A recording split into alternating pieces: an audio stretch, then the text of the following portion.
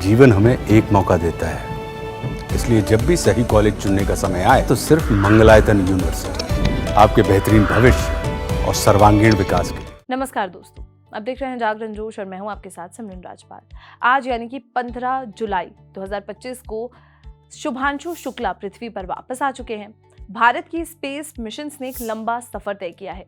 राकेश शर्मा के 1984 के फ्लाइट से लेकर शुभांशु शुक्ला के 2025 के एक्सियम 4 यात्रा तक आज हम इन दोनों हिस्टोरिकल मिशंस की तुलना करेंगे। तो चलिए शुरू करते हैं। राकेश शर्मा भारत के पहले एस्ट्रोनॉट बने जब उन्होंने 1984 में सोवियत एस्ट्रोनॉट्स के साथ सैल्यूट 7 स्पेस स्टेशन की यात्रा की। उनका मिशन अर्थ ऑब्जर्वेशन और स्पेस मेडिसिन पर फोकस्ड था। उनका सफर भारत के स्पेस इतिहास में एक नया पन्ना था। दूसरी तरफ शुभांशु शुक्ला की एक्सियम 4 मिशन एक मॉडर्न इंटरनेशनल मिशन है जो स्पेस एक्स के फाल्कन 9 रॉकेट द्वारा लॉन्च की गई है। उन्होंने इंटरनेशनल स्पेस स्टेशन यानी कि ISS पर कई साइंटिफिक और टेक्नोलॉजिकल एक्सपेरिमेंट्स कंडक्ट किए। इन दोनों मिशंस में मुख्य अंतर समय और टेक्नोलॉजी का है। Soyuz T11 cold war era की मिशन थी जिसमें लिमिटेड टेक्नोलॉजी का इस्तेमाल हुआ था, जबकि एक्सियम 4 में एडवांस सिस्टम्स और कमर्शियल स्पेस फ्लाइट प्रोग्राम का हिस्सा है। लेकिन इन दोनों मिशंस में एक बहुत ही महत्वपूर्ण सिमिलैरिटी है। इन दोनों ने भारत की स्पेस में बढ़ती भूमिका को दिखाया और साइंटिस्ट और सपने देखने वालों को कई पीढ़ियों तक प्रेरित किया है। ये सच में भारत के लिए गर्व का पल है। Soyuz T11 mission Soviet union और इंडिया के बीच एक ग्राउंड ब्रेकिंग एग्रीमेंट था जिसने भारत के लिए पहली मानव स्पेस यात्रा को मार्क किया। 3 अप्रैल 1984 को Indian air force pilot Rakesh Sharma का मिशन लॉन्च हुआ और वो यूरी मैचवेफ और गेनेडी स्टॉलोव के साथ स्पेस में जाने वाले पहले भारतीय बने और उन्होंने एक इतिहास रच दिया। मिशन डिटेल्स की अगर बात करें तो लॉन्च डेट 3 अप्रैल 1984 थी। ये मिशन कजाकिस्तान से लॉन्च हुआ था। स्पेसक्राफ्ट का नाम सोयूज T11 था और इसकी ड्यूरेशन 7 दिन 21 घंटे और 40 मिनट की थी। इनका डेस्टिनेशन सैल्यूट 7 स्पेस स्टेशन था। राकेश शर्मा ने मिशन के दौरान कई साइंटिफिक एक्सपेरिमेंट्स किए जिसमें बायोमेडिसिन, वेटलेसनेस का ह्यूमन बॉडी पर असर, रिमोट सेंसिंग, अर्थ की सरफेस और नेचुरल रिसोर्सेज का अध्ययन और मटेरियल साइंस यानी कि माइक्रोग्रेविटी में मटेरियल्स की प्रॉपर्टीज शामिल थे। राकेश शर्मा ने स्पेस में योगा के इफेक्ट्स पर भी रिसर्च की, जो स्पेस में योगा प्रैक्टिस की शुरुआत थी और एस्ट्रोनॉट्स के लिए इसके फायदों को हाईलाइट किया।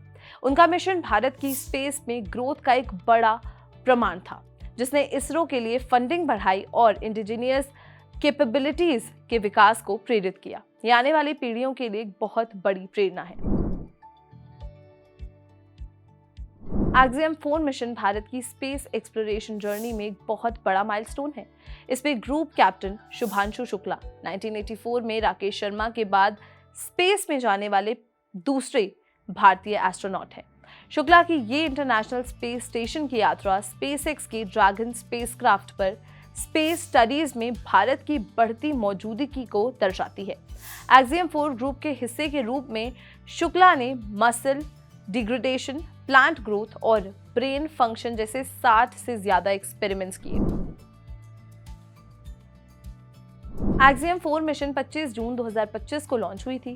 क्रू में शुभांशु शुक्ला, पेगी विटसन, स्वॉल्वर्स उमाकामी और टिबोर कापू शामिल थे। डेस्टिनेशन ISS था और ड्यूरेशन 18 दिन की थी। एक्सियम 4 या AX4 मिशन मंडे को शाम 4:45 पर इंटरनेशनल स्पेस स्टेशन से अनलॉक हुआ। एस्ट्रोनॉट शुक्ला आज 15 जुलाई को दोपहर 3 बजे वापस आ चुके हैं पृथ्वी पर। स्पेसक्राफ्ट कैलिफोर्निया के सैन डियागो कोस्ट से टकराकर स्प्लैश डाउन करा। दोनों मिशंस में बहुत अंतर भी हैं। शर्मा का मिशन कोल्ड वॉर की एरा की state to state diplomatic initiative थी सोवियत यूनियन के साथ शुक्ला का कमर्शियल रूप से अरेंज किया गया मिशन है, जिसमें कई इंटरनेशनल पार्टनर्स शामिल हैं। ये 21st सेंचुरी स्पेस इकोनॉमी को दर्शाता है। टेक्नोलॉजी में भी 40 साल की उन्नति देखी गई है। शुक्ला के मिशन में ज्यादा ऑटोमेशन और प्राइवेट सेक्टर फर्म्स जैसे कि स्पेसएक्स शामिल हैं। ऑब्जेक्टिव्स भी काफी अलग अलग हैं। शर्मा ने बायोमेडिसिन और रिमोट सेंसिंग पर फोकस किया था, जबकि शुभांशु शुक्ला का scope muscle health, plant biology और मेंटल हेल्थ जैसे फील्ड्स में है। अगर ड्यूरेशन की बात करें तो शुभांशु शुक्ला ने राकेश शर्मा का रिकॉर्ड तोड़ दिया है। वो जुलाई 2025 तक स्पेस में सबसे लंबा समय बिताने वाले भारतीय बन गए हैं। लेकिन कुछ सिमिलैरिटीज भी हैं। दोनों IAF टेस्ट पायलट्स हैं और उन्होंने अपनी मिशंस के लिए कड़ी ट्रेनिंग ली है। दोनों मिशंस भारत के लिए लैंडमार्क हैं। राकेश शर्मा सबसे पहले स्पेस फेरर, शुक्ला ISS पर पहले भारतीय और ऑर्बिट में सबसे लंबा समय बिताने वाले। दोनों का बायोमेडिसिन और स्पेस साइंस में सिग्निफिकेंट योगदान रहा। दोनों मिशंस को इंटरनेशनल रिकॉग्निशन और नेशनल प्राइड मिली, जिसका भारत की स्पेस पॉलिसी और एम्बिशंस पर गहरा असर पड़ा। शुक्ला की यात्रा राकेश शर्मा की हिस्टोरिकल अचीवमेंट्स और आने वाले गगनयान मिशन के बीच एक पाइवटल लिंक है, जो इसरो के भविष्य के विजन को दर्शाता है। तो ये थे भारत के स्पेस एक्सप्लोरेशन के 2 महत्वपूर्ण अध्याय। इनसे पता चलता है कि कैसे हम स्टेट लेड डिप्लोमेटिक मिशन से कोलैबोरेटिव कमर्शियल साइंटिफिक एंडेवर्स तक का सफर तय कर चुके हैं।